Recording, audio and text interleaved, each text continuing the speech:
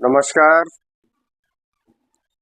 Social media पे एक video बड़ी तेजी से वायरल देखा जा रहा है और वीडियो ये बंगाल का बताया जा रहा है और बंगाल के सिलीगुड़ी का बताया जा रहा है जो वीडियो है।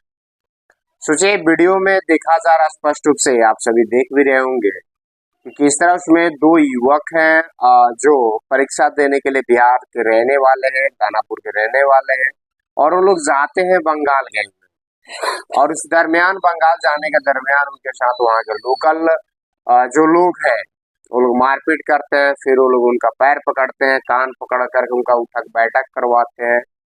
इस तरह का दृश्य पूरे 4 मिनट कुछ सेकंड का वीडियो है जिसमें स्पष्ट रूप से देखा जा सकता है। सवाल ये है कि जो एनडीए की सरकार बिहार में है, ढोल नगाड़े पीट रही है कि बंगाल सरकार यानी कि ममता बनर्जी की सरकार कट्टरपंथी सरकार हो गई है और किस तरह से वहां पे युवाओं के साथ, बाहर से आए लोगों के साथ मारपीट किया जा रहा है, बदतमीजी की जा रही है, हाथापाई की जा रही है।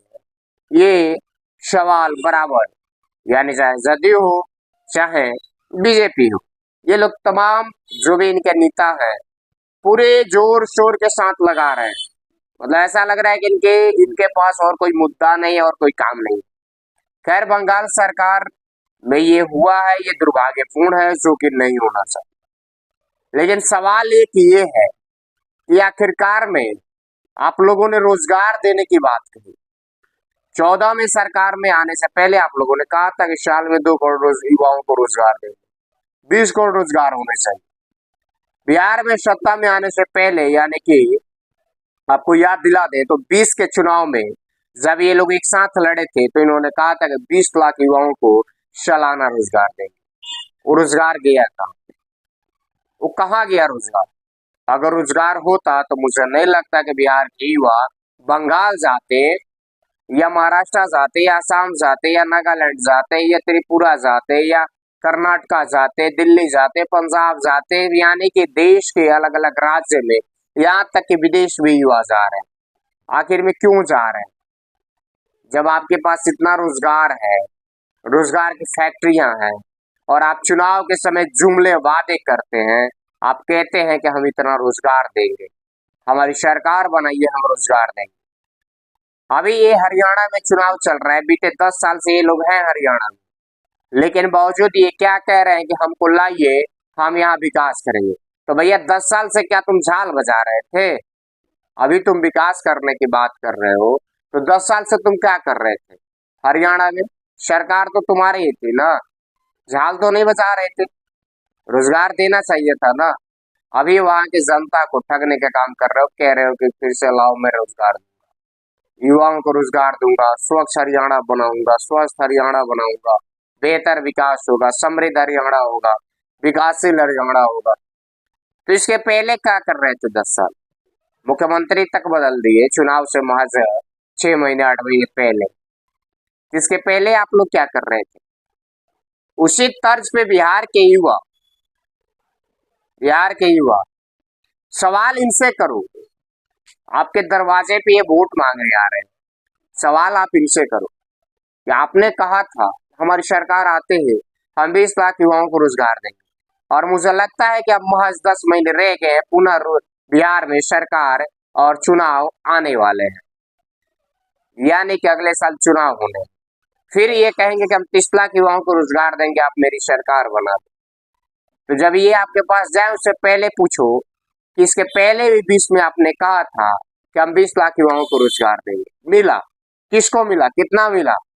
और दूसरा पॉइंट एक ये सीधे बिहार सरकार से सवाल, माननीय नीतीश कुमार जी से, इस प्लेटफॉर्म के माध्यम से कि माननीय नीतीश जी, जब बिहार के युवा बाहर जाते हैं, अन्य प्रदेश में जाते हैं, तो उनको रोजगार नहीं मिल रहा है, उनको वहां पे मारा जा रहा है, पीटा जा रहा है, उनका साथ बदतमीजी की जा रही है, तो फिर अन्य प्रदेश के युवाओं को आप क्यों अपने प्रदेश में रोजगार दे रहे हो?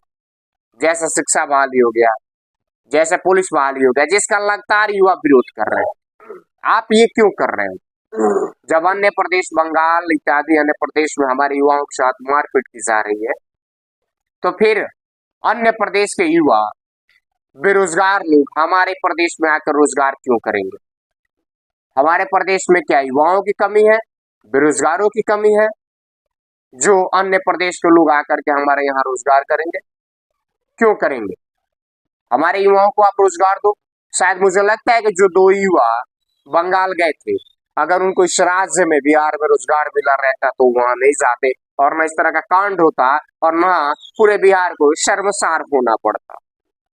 लेकिन इस सब का देन डबल इंजन की सरकार यानी वर्तमान में जो एनडीए सरकार चल रही है उसका है, जिसने शर्मसार करने का काम किया, जिसने बिहार को लज्जित होने का काम किया। 12-13 करोड़ जो आबादी है उसको लज्जित होने का, और वो सिर्फ 2 युवा नहीं पीटे गए हैं, वो डबल इंजन की सरकार पीटी गई है।